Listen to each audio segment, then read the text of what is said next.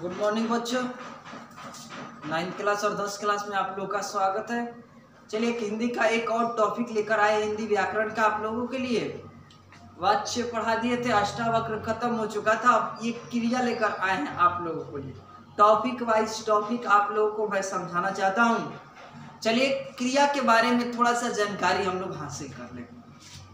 क्रिया आखिर होती है क्या? देखिए लिखे हुए हैं, जिस शब्द से किसी काम के होने या करने का बोध हो उसे क्रिया कहते हैं। कोई भी शब्द हो, उससे कोई काम करने का बोध हो, उसे हम लोग क्रिया कहते हैं। जैसे पढ़ना, रोना, हंसना इत्यादि। मतलब जाहिर सी बात है, जिस शब्द के अंत में ना हो उसे हम लोग क्या कहते हैं? क्रिया कहते हैं। तो ऐसा कोई इतनी नहीं है, रूल नहीं है। अब यहाँ पर हम लिख दे रहे हैं मोहना, राष्ट्र में तो क्रिया है ना, है तो क्या ये क्रिया हो गया? नहीं, ये कार्य का बोध नहीं करा रहा है, ये कार्य का बोध नहीं करा रहा है। जिसके अंत में ना हो और उससे काम करने का बोध हो, उसी के हम लोग क्या कहेंगे? क्रिया कहेंगे। धातु थोड़ा सा समझ लीजिए। जिस मूल शब्द से क्रिया का निर्माण होता है, जिस मूल शब्द, इस दो शब्द लगा हुआ है, जिस मूल शब्द से क्रिया का निर्माण होता है वह शब्द क्या कहलाता है? धातु कहलाता है। देखिए यहाँ पर लिख दिए, पढ़ प्लस ना।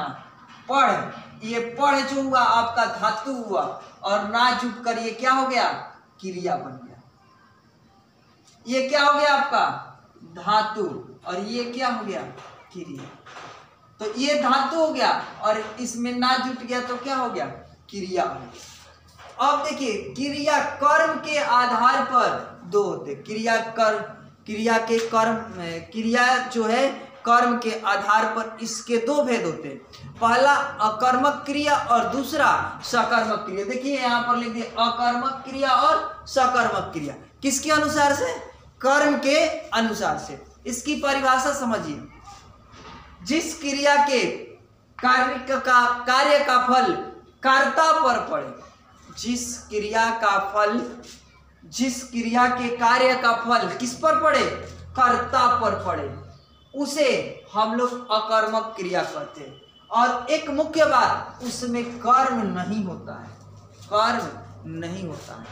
मैं, देखिए एग्जाम्पल में, मैं लिख रहा हूं, प्रभावित कौन हो रहा है?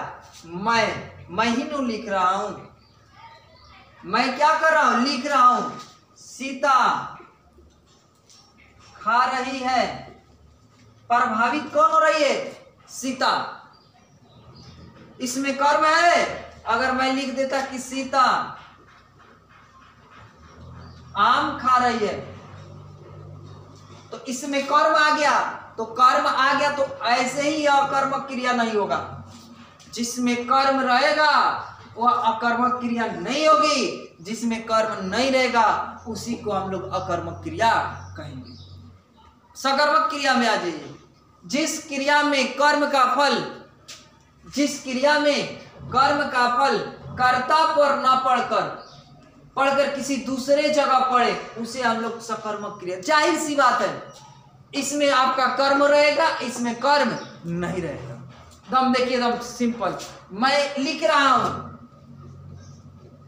मैं बोर्ड पर लिख रहा हूं। प्रभावित कौन हो रहा है? ये बोर्ड प्रभावित हो रहा है। क्रिया का फल किस पर पड़ रहा है? बोर्ड पर, न कि मेरे पर। सीता रोटी खा रही है, प्रभावित कौन हो रहा है? रोटी।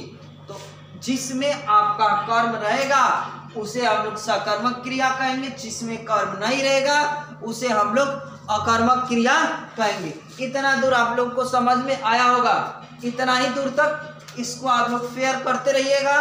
और वाक्य में कैसे इसको देगा बनाने के लिए, देखिए मैंने ऑब्जेक्टिव में पूछ देगा, राम खेल रहा है, कौन सी क्रिया है? कर्म के आधार पर। तो आप जाहिर सी बात है आप लगाइएगा कर्मक क्रिया, क्योंकि इसमें कोई कर्म दिया नहीं है। मान लीजिए यहाँ पर लिख देता राम गेंद खेल रहा है, तो प्रभावित कौन हो रहा है? गेंद। तो क्या हो जाएगा?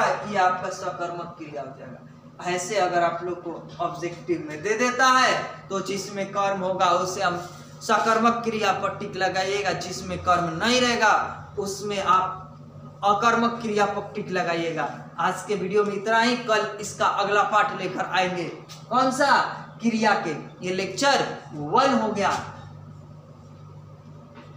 बनेगा लेक्चर 1। आप लोग इसको फेयर करते रहिएगा क्योंकि एग्जाम में आप लोग को आएगा, टेस्ट होगा तो।